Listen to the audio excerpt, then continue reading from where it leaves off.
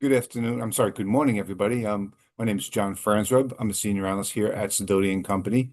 Our next presentation of the day is Gorman-Rupp, ticker GRC. For those of you not familiar with Gorman-Rupp, Gorman is a manufacturer of pumps and pumps-related systems across an ever-widening range of end markets. We are fortunate to have with us today CEO Scott King, CFO Jim Kerr, and Vice President of Finance Ron Stoops. Following the presentation, there will be time for Q&A. Please utilize the Q&A icon to submit questions, and I'll present them to management. With that said, gentlemen, thanks for being with us today. The floor is yours. John, thank you. Good morning, everyone, and thanks for your interest in the Gorman-Rupp Company. I'm Scott King, President and CEO. I've been with Gorman-Rupp for 20 years and CEO for over 3. Today, we're going to make some forward-looking statements that are based on our current expectations and assumptions. Just asking that you take those into account as we discuss our outlook. As John mentioned, Gorman-Rupp is a pump company. That's all we do, and our customers tell us that we're the best in the industry at that kind of work. They tell us that because we ask our employees to only focus on taking care of customers. We make a wide range of high-quality products. Those products are applied across numerous markets. We have very solid brand reputations, and those brand reputations help us navigate changing market conditions. Our supply chains are more U.S.-centric than our competition. That's always been helpful to us, but is especially helpful in today's macroeconomic environment, especially relative to the subject of tariffs.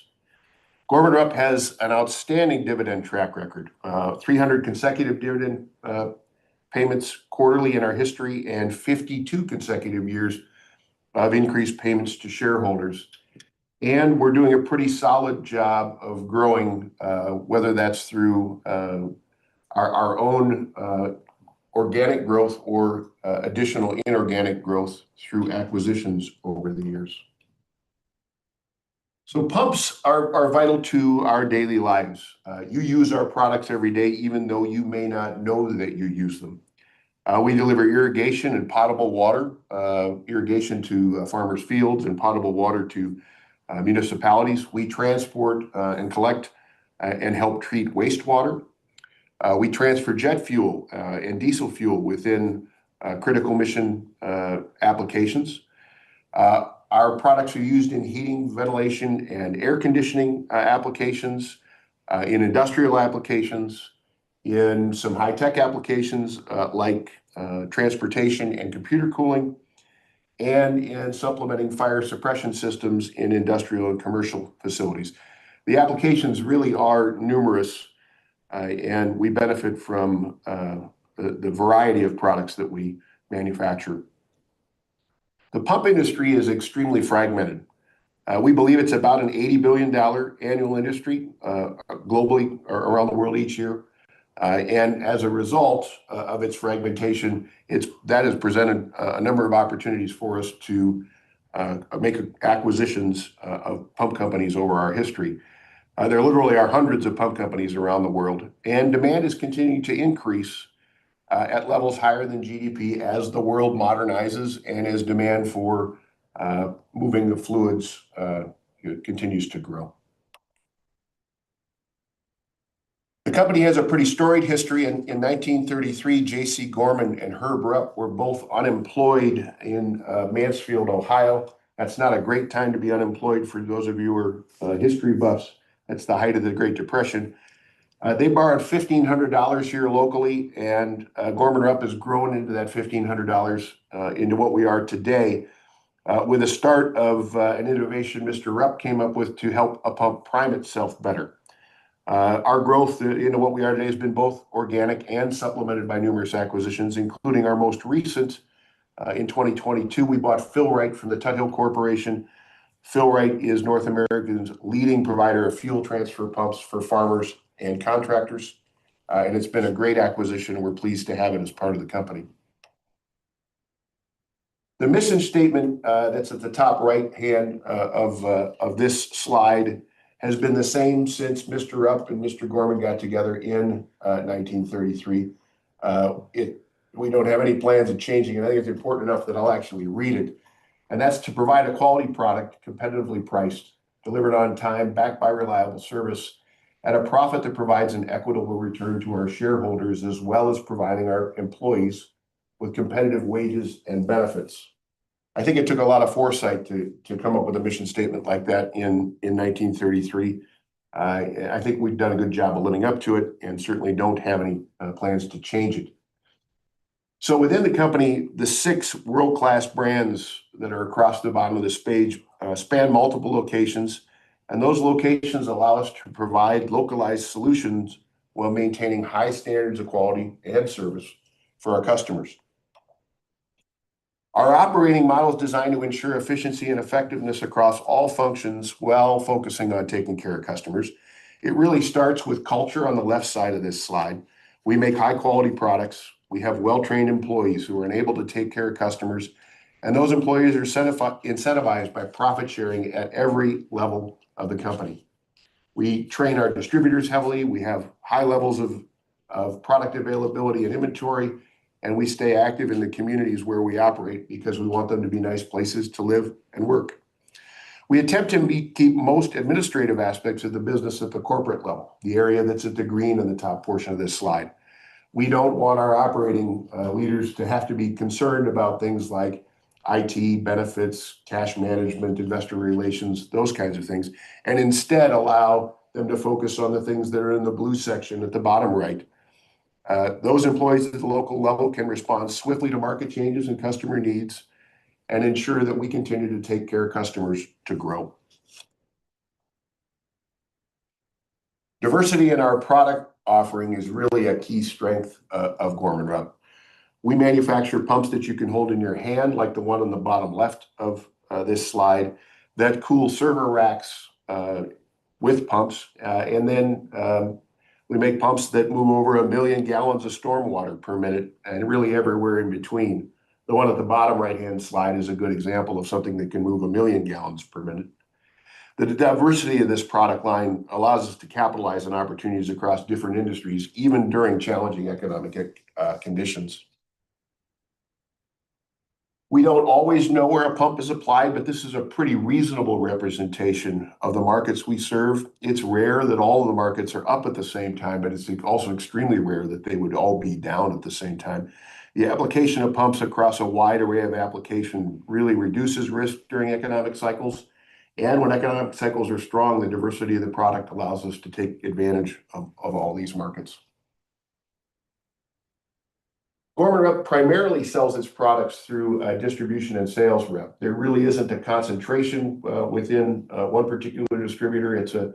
Most of this distribution is exclusive by geography and the markets that they serve. Our well-performing distribution have bricks and mortar. They stock inventory. They can service the product in the field. They have a well-trained sales force, and they're sufficiently capitalized with a plan to focus on Gorman-Rupp that helps them to grow. We do have some retail and e-commerce sales. Primarily, those came to us as part of the Fill-Rite acquisition for some of Fill-Rite's smaller products that are more suited to that type of sales channel. In addition to those, we do have some direct sales to certain customers and sales to other OEM manufacturers of equipment that integrate our products into theirs. I'm going to turn things over to Ron Stoops now for some comments on our recent financial performance. Thanks, Scott. So I'm going to cover, as he mentioned, I'll cover a financial overview and then go over some capital allocation priorities. And then I'll turn it back over to Scott to cover some of our growth initiatives. So net sales and adjusted EPS, we've actually had significant growth in both of those over the last 4 years. That's been a combination of two things. One is the Fill-Rite acquisition that was done in 2022. We've also had significant organic growth over that time period. In 2022, our organic growth was 15%. And in 2023, that organic growth was 16%. So we certainly have some benefit of some pricing increases in there, but we've also been able to gain share over that time period. Some of the things that have been driving that, we do maintain strong inventory positions and strong long-term relationships with our supply chain. Those things are both critical in reducing our lead times, which have allowed us to gain some share in the market. I think the third thing is our strategic planning process. We revamped that probably 6 or 7 years ago, and I think we're starting to see the benefits of that in the top line. here in 22 and 23. In 2024, sales were actually flat, but Q1 in 2025 is actually up 3% year to date, and incoming orders continue to be strong. When we acquired Fill-Rite back in 2022, they were doing about 130 million of sales, and we were very confident in like their margin profile, which is a little better than GRC's legacy businesses, and their top line growth potential. The increase in the top line has benefited our adjusted EPS, which has allowed us to leverage our organic sales growth, as I mentioned earlier. And our 2024 adjusted EPS of $1.75 was actually a record.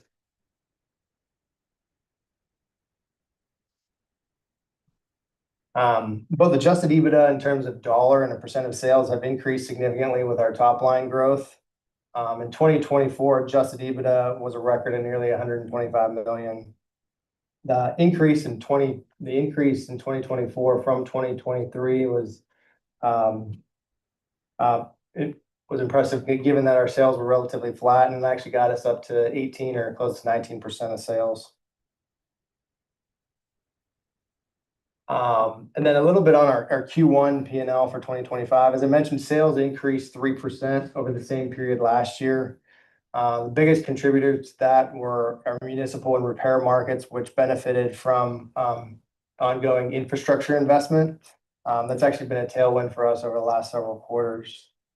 Operating income improved 8% over the same period last year, or 70 basis points, largely driven by the realization of selling price increases taken in Q1, as well as managing our fixed costs primarily in SG&A.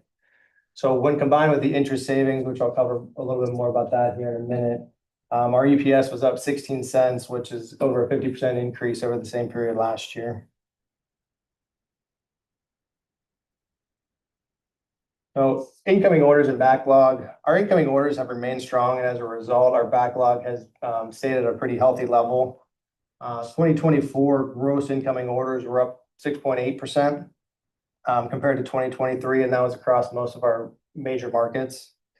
The 2024 incoming orders included a record Q1 incoming orders of 179 million, and for comparability, in Q1 2025, we were just short of that, 178 million.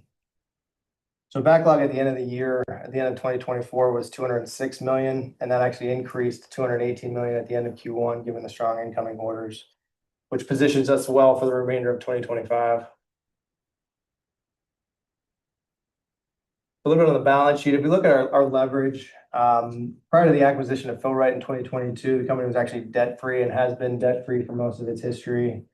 We were able to leverage the strength of the balance sheet to complete the Fill-Rite acquisition. As I mentioned, we were confident in that, given its margin profile and growth potential. Felt very strongly this was the right acquisition and the right time for us, given and it would provide a good return to our shareholders.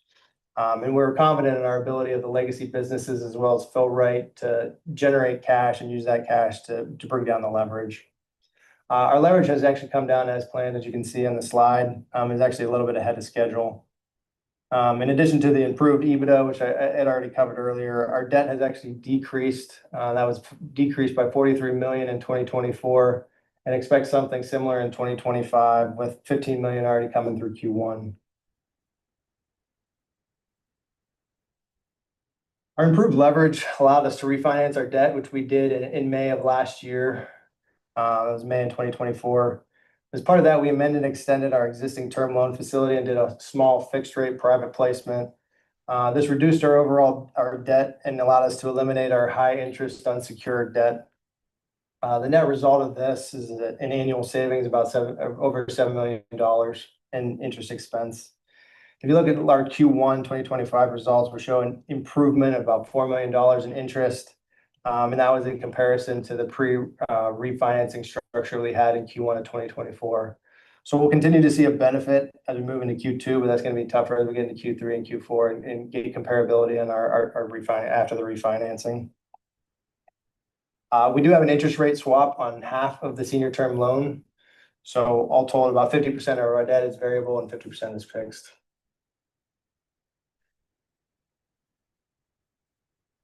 So a little bit on capital allocation. Our historical capital allocation is on the left and our current priorities on the right. We've been spending about $20 million annually in CapEx, reinvesting back in the business, and most of that's been in machinery and equipment. A lot of times when we're replacing old equipment, we're improving our capacity and productivity. A lot of times that comes with improved or ability to have unmanned hours or automation. Talk a little bit more about the dividends here in the next slide. And we have historically made acquisitions, but most of those have been smaller than what we've done with Fill-Rite. Looking forward, capital priorities are similar to what we've had in the past. We're going to reinvest. The first priority is reinvesting back in the business to the tune of about $20 million annually. We're going to continue our dividend track record. And then third priority is to delever. We'll continue to use the cash generated to pay down that debt. And then we expect to get back long term. I think we expect to get back to acquisitions, but that won't happen until our leverage comes down closer to 2 times EBITDA.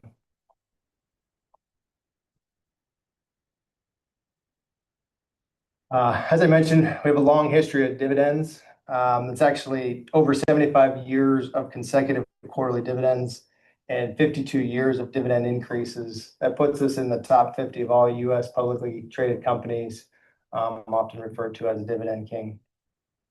So I'll now turn it back over to Scott to talk about some of our growth plans. Thanks, Ron. The pillars for growth outlined here are really core to our strategy. It all starts with that blue line across the top of the slide. We take care of our customers, or we know ultimately someone else will have to. Our high-performing culture, which is focused on organic growth, really positioned our operations as competitive weapons, and will also make strategic acquisitions for sustainable growth in the future. We do have the best culture in the pump industry. We only ask that our employees take care of customers, and our customers tell us that they're pretty good at us. Our governance is rock solid. We invest in our employee and in our distribution. We've shared our profits consistently with our employees for 90 consecutive years. We're active in the communities we operate in. One analyst has actually referred us to old school in our ESG approach. We're continuing to expand our market share. We think the pump industry is about an $80 billion industry. That gives us a lot of opportunity to continue to expand that share. First, we're doing so by taking care of customers so they stick with us. The hardest customer to go get is one that you've made angry and doesn't want to come back to you. So we really focus on taking care of them.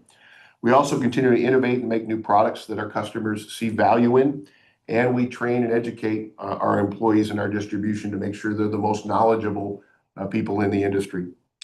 We have a solid new product development program focused on solving challenging applications and customer problems, and also these days is focused on improvements in energy efficiency and emissions.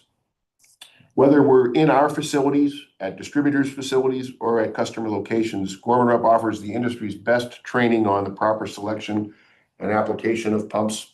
That's pretty important. Distributors especially sell what they know, and you want them to know what they're going to sell.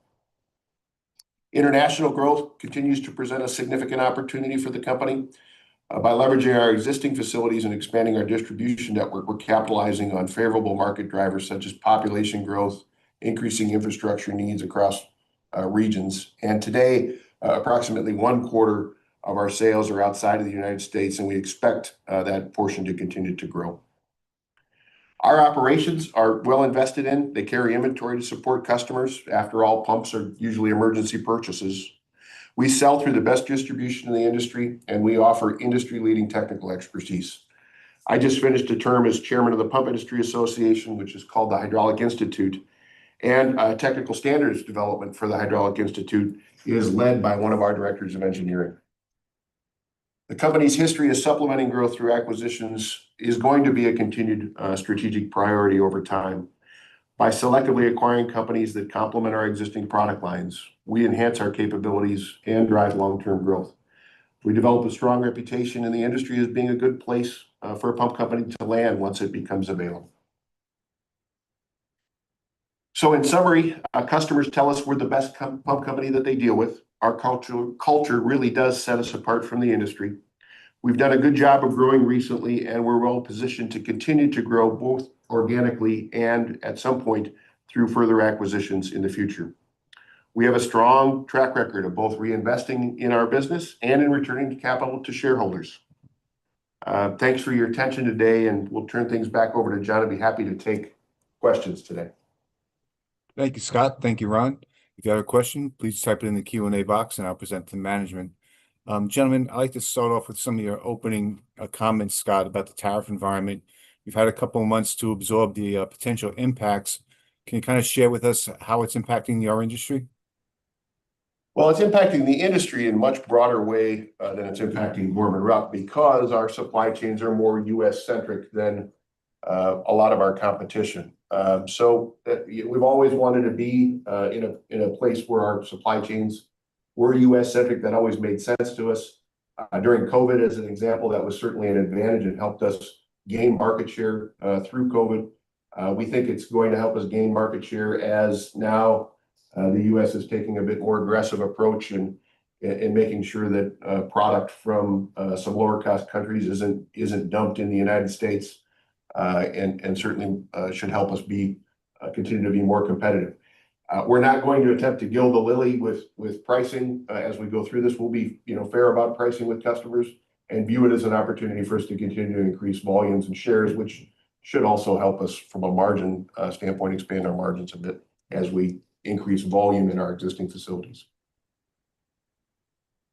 Did you see any of your distributor customer base do some advanced buying ahead of the tariff implementation?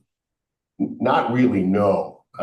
That wasn't something that we thought was a strong position that any of them took. I think there was enough uncertainty around all of it that it was really difficult for somebody to make the decision to put capital to risk in that way.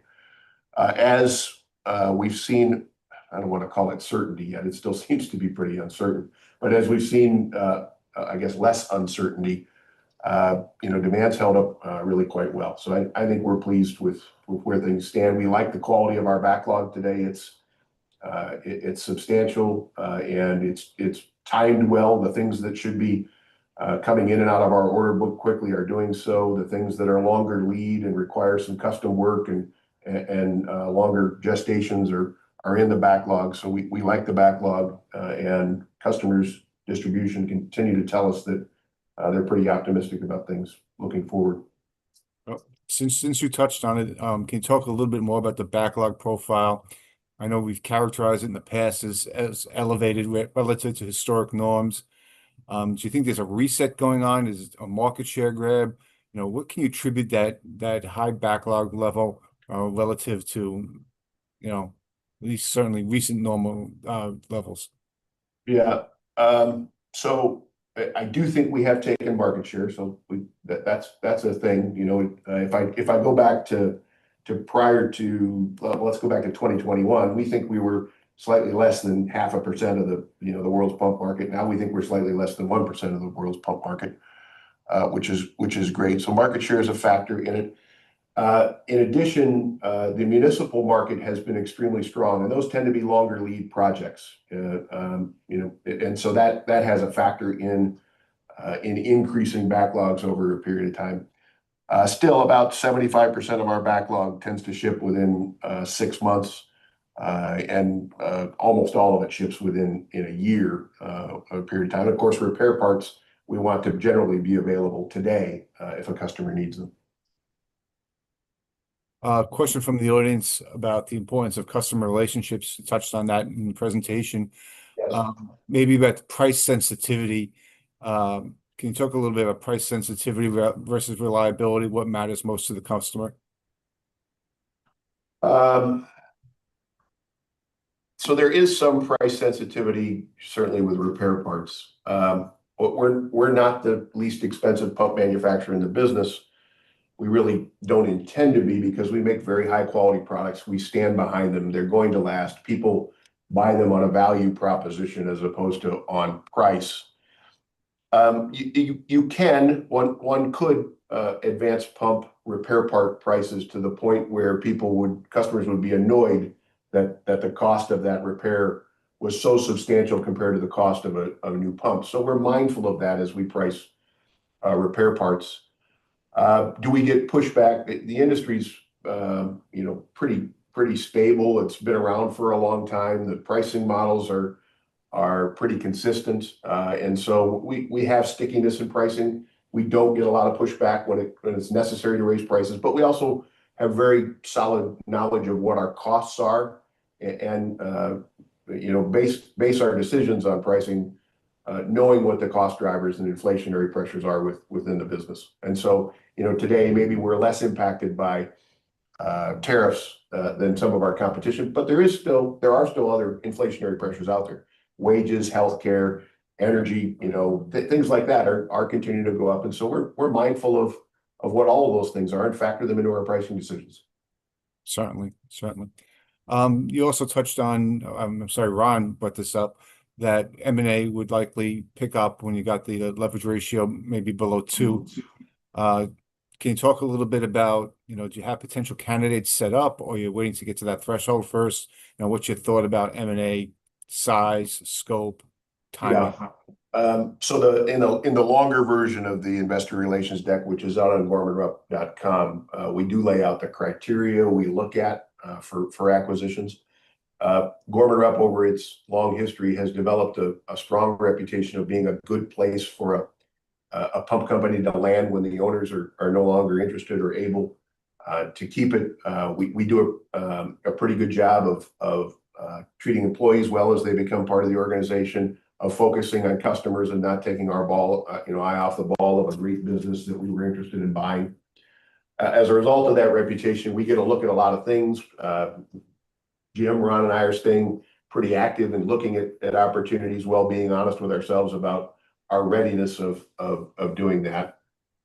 We like the acquisition criteria that are out on Gorman-Rupp.com. Phil Wright really affirmed that those are the right ones, and I think we evaluate the next opportunity when the time comes by those criteria.